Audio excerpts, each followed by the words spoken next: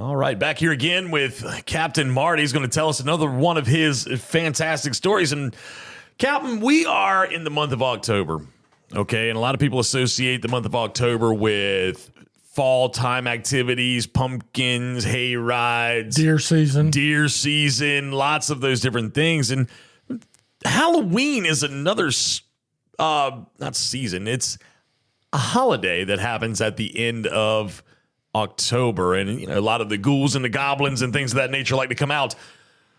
Do you have any good scary stories from fishing or anything like that? I don't want to give away the topic completely. I do have a story that will kind of address that a little bit, about an old friend of mine, somebody that was truly my hero, Captain Roy Monroe from Liverpool, England. I'll explain more about it when I come back.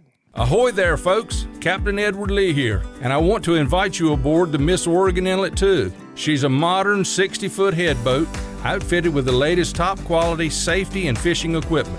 We make 3 trips per day out of the world-famous Oregon Inlet Fishing Center. Visit MissOregonInlet.com or call us today at 252-251-4314. So ditch the beach for a bit and set sail with the Miss Oregon Inlet 2. Red Drum Tackle in Buxton is the oldest complete tackle shop at Cape Hatteras. And being the closest tackle shop to Cape Point, Red Drum Tackle has been welcoming fishermen to Hatteras Island with a wide selection of bait and tackle, skilled custom rod builds, rod and reel repair, expert knowledge and information since 1974. Red Drum Tackle knows how, when, and where to fish. To acquire this fishing brain power, visit them online at reddrumtackle.com. Red Drum Tackle, the oldest complete tackle shop at Cape Hatteras and the closest to Cape Point in Buxton. Justin, as you know, I grew up on the north side of Ponce Inlet. Ponce Inlet is the little tiny inlet, a challenging inlet too, at the south end of Daytona Beach, and that is a really cool place because it has the second tallest lighthouse in the East Coast that looks just like the Currituck Lighthouse. It's red and all that. In fact, the people in Ponce Inlet, that organization says it's the only lighthouse that's taller is Hatteras, but they moved the Hatteras Lighthouse, a few years ago. So the Ponce Inlet Lighthouse, being clever marketer, said we are the tallest lighthouse on the East Coast on its original foundation.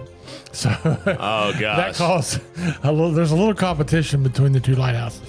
I was a block away from the beach, a block away from the inlet, a block away from the Intercoastal Waterway, and a block away from the old historic south turn of where NASCAR got its foundation there on the beach course at Daytona. In fact, as a kid, we played on the banking was still there.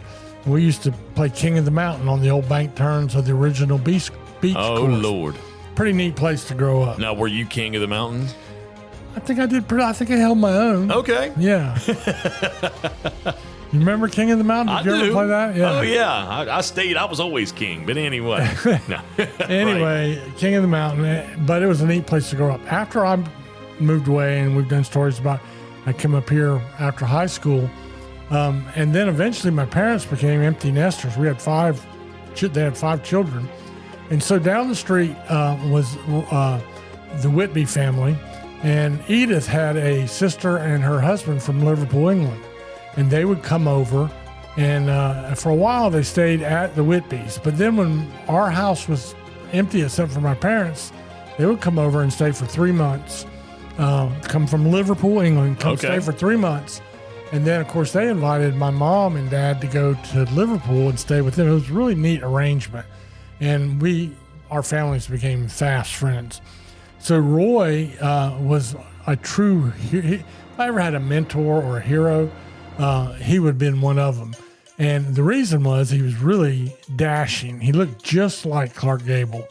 Oh, my gosh. He was a well-known tugboat captain. When I say well-known, he started on old coal-driven tugboats in Liverpool. Mm-hmm. And when he retired, he ran the most modern tugboat in the world.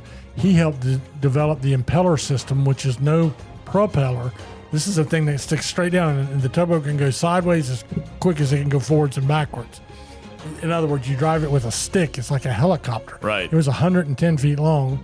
He had a crew of 20 men. That's what he retired off of. But along the way, He also served in World War II in the Royal Navy, and he used to share with me the story about how they're, as a 19-year-old, every night they were so afraid of German U-boats sinking them that they would all bring their blankets up and sleep on the deck because they were scared of being below deck.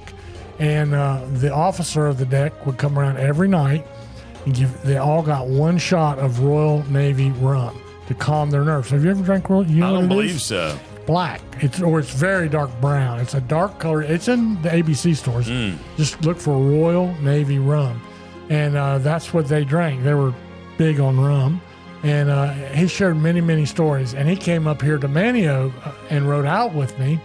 And, Captain Roy, he was like, he went on to be an officer in the Royal Navy, and then he was the commander of that big ship, tugboat. And what Roy said his word was law. He rode out with me one day at Oregon Inlet. And I came out of the inlet, and you could go to your left to go marlin fishing or go to your right to go meat fishing. And my charter said, you do anything you want. I went to my left. No, I don't know. I think I better take these people meat fishing. And he was sitting there watching me. I went to my right. And I thought, no, I don't get many chances to go marlin fishing. So I went back. I was cutting across the V. And everybody's like, Marty, what are you doing up there? Finally, this guy that I really idolized, he slams his fist on the counter. He fell back in his old captain days and said, darn it, man. Make up your mind and stick to it. Quit being so wishy-washy. I was like, oh. So I didn't change course anymore. I think we went meat fishing. But Roy told me the story about in the beginning of that tugboat career coming into Liverpool after a week at sea. Now, he was pulling a barge close up. It wasn't on a very long tow. And one of the things was this was before GPS. It was even before Loran. So there was a lot of, celestial navigation, a lot of dead reckoning. And it was England. So there was a lot of fog. And on this, after a really rough, long week, they're finally coming back to the locks at Liverpool. So there's jetties that went out into the open water. And you first had to get your tugboat in the mouth of the inlet in the jetties, as you would know. And then you gradually approach the lock. And a lock is a thing where you pull the boat and barge in. They shut the lock and they can raise or lower the water to make it the same level as it would be in an inland body of water. We have locks around here. There's locks up in Norfolk, as a matter of fact. So they couldn't find the entrance to the jetties. And they're like doing slow circles. And Roy's like, I know it's nighttime. It's like 11 o'clock at night. Right. So finally, he had a friend that was the lock master, and his name was Fred. And Fred was Roy's best friend. And when Roy and them came in from their 1 week trips, every week Fred would there wasn't newspapers out at sea. There was no internet. And he would fill Roy in with who got married and what happened in the news and politics and things like that. And they did that as they pulled into the lock. They'd do that as the lock was filling up. They'd have a pot of coffee on the boat, and they'd catch up from their week pass. So on this particular night, they could not find the lock entrance. And finally, Roy looked up there in the fog and in the mist, and there is old Fred, and he's out on the end of the jetty, knowing Roy was due at that moment, and knowing that he was having a hard time finding the lock, and they had talked by radio. So he went out there and was standing on the end of the lock with a big lantern. I'm talking about a kerosene lantern. Right. Now, this is old school. So he's waving it back and forth, and finally Roy sees it. So he puts the tug in gear. Now he knows to come in between the two jetties. And when they passed by old Fred over there, they gave him the good old wave and thumbs up, and Fred gave him a thumbs up back. So the practice, it took them a while. It was about a mile up into the lock. And old Fred, of course, was going to have to walk back into the lock house. So they pulled up into the lock. The gates on it were shut, and the assistant lockmaster came out there and helped them tie up, and then the cook on the tugboat got the pot of coffee going, and it was business as usual now. So when the assistant lockmaster gets on the boat, Roy was so exhausted, and he said, man, what a night. And he said, you know what? He said, if it hadn't been for old Fred out there waving that lantern, I don't know if we could have found the lock or run up on the beach or whatever would happen. And when he said that, the assistant lockmaster, all the color ran out of his face.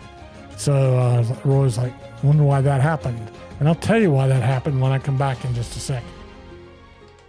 When it comes to general maintenance or major modifications on your diesel vehicle, look no further than Wanchi's Off-Road Diesel Performance in Kill Devil Hills. Master mechanic Ryan Walker developed the plan for having his own auto shop over 20 years ago, and today he owns the premium diesel performance powerhouse of the Outer Banks. To have him and his crew take a look under your hood, give him a call today at 252-715-0025 or find him on social media. Wanchi's Off-Road Diesel Performance, the diesel performance powerhouse of the Outer Banks. So they've got the hot coffee. They're waiting for Fred to walk them half a mile or mile back up to the lock house. And the assistant lockmaster is like, got a blank look on his face when Roy was trying to give Fred all the credit for their safety. He says, Roy, you've been out at sea for a week. You haven't heard, have you? And Roy said, haven't heard what? And he says, well, Fred died the day you left. He's already been buried. He died. He had a heart attack and died. And Roy's like, no, that can't be true because we just passed him out on the end of the jetty, him waving that lantern. Whoa. We saw where we waved to him and he gave us a thumbs up. And the guy says, Roy, I swear to you, he has passed away. And Roy said, I can't believe it. But sure enough, it wasn't long where they figured out when they talked to other people around the lock house and later on at home, old Fred had died of a heart attack, but still had one last time to help his old buddy come in from a stormy, foggy Liverpool. And when Captain Roy told that story to John Bayless and Mike Merritt and Kenny Pecker and all my friends one night in my house, you could have heard a pin drop in my living room. It was a great story. I learned, don't question Roy. You know, he was a commander and I was not. I was the private. Great story, great memory.